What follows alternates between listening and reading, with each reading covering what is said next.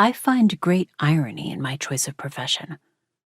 A first-class geiko is constantly in the glare of spotlights, while I spent much of my childhood hiding in a darkened closet.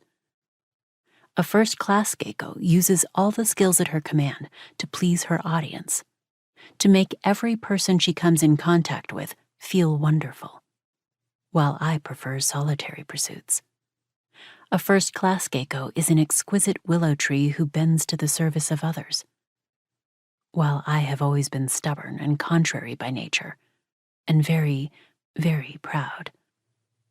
While a first-class geiko is a master of creating an atmosphere of relaxation and amusement, I don't particularly enjoy being with other people. A star geiko is never, ever alone, and I always wanted to be by myself. Odd, isn't it? It's almost as if I was deliberately choosing the most difficult path for myself, one that would force me to face and overcome my personal obstacles. In fact, if I hadn't entered the karaoke, I think I would have become a Buddhist nun or a policewoman. It is difficult to explain why I made the decision to enter the karaoke when I was such a little girl.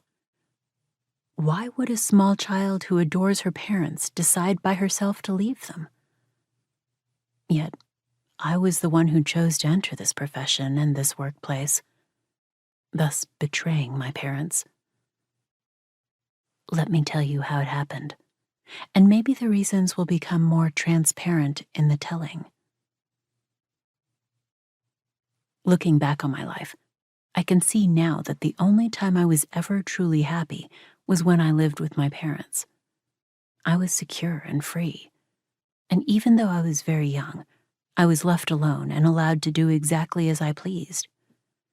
After I left home when I was 5, I was never really alone again and spent all my time trying to please other people. All my subsequent joys and triumphs were marred by ambivalence and a dark, even tragic, counterpoint that became a part of me. My parents were very much in love. They were an interesting match. My father came from a family of ancient aristocrats and feudal lords who had fallen on hard times. My mother came from a family of pirates turned physicians who were very rich.